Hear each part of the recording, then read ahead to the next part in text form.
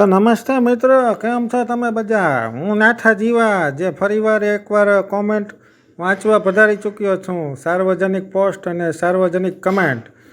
તો ચાલો શરૂ કરીએ. પહેલાં વિડીયો જોઈ લ્યો તમે.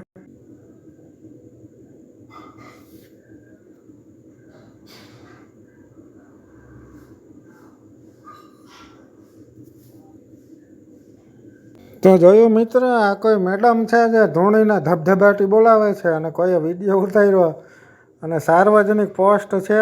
તો આપણે ચાલો શરૂ કરીએ મોડું કર્યા વિના કમેન્ટ વાંચવાનું. પહેલી કોમેન્ટ: આમાં બધું ઉઘાડું થઈ જતાં વાર ન લાગે. હું ઉઘાડું, તમે સમજી ગયા? મને કોઈક વાર વિચાર આવે છે કે આવા ધૂણવાના પ્રોગ્રામમાં વચ્ચે ગરોળી, વંદો કે ઉંદરડી આવી જાય તો શું થાય? આને ઊભું કેળું દઉં કોક ગરેડિયા અરમાને. મનમાં ઉદ્ભવેલો ભાવ જાહેરમાં નહીં લખી શકું. સમજો તમે, પ્લીઝ સમજો. સમજો, સમજી જાઓ. મોક્ષ એ જ પરમ આનંદ છે. તમે ઘેર બેઠા દિવ્ય દર્શન કરાવો રોજ. દર્શન ન થયા મેં તો કીધું દેખાશે, પણ ન દેખાણું. હું તો આમના ચરણોમાં પડી રહું રાત દિવસ. બાકી માલ છે મસ્ત. આને સુદીનાને ધૂનતી નથી આવડતું. આને અંદરની શક્તિના દર્શન કરવા પડે. એક ગાડર તળાવમાં પડે એની પાછળ બીજા બધા ખાબકે.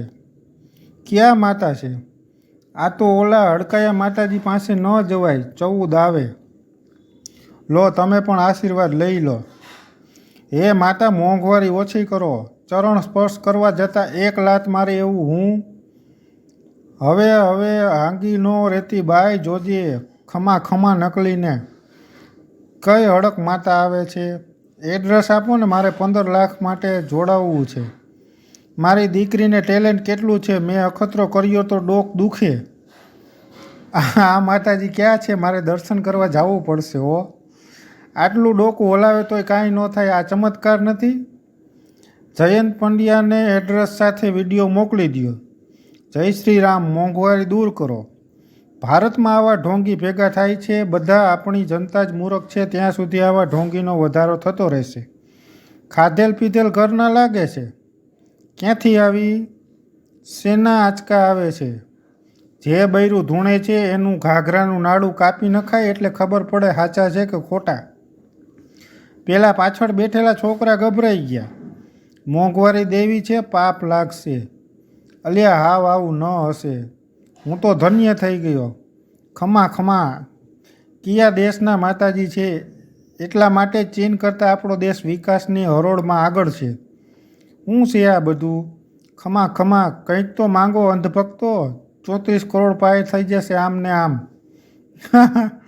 2024 છે, હવે તો પાછા વળો બેરોજગાર.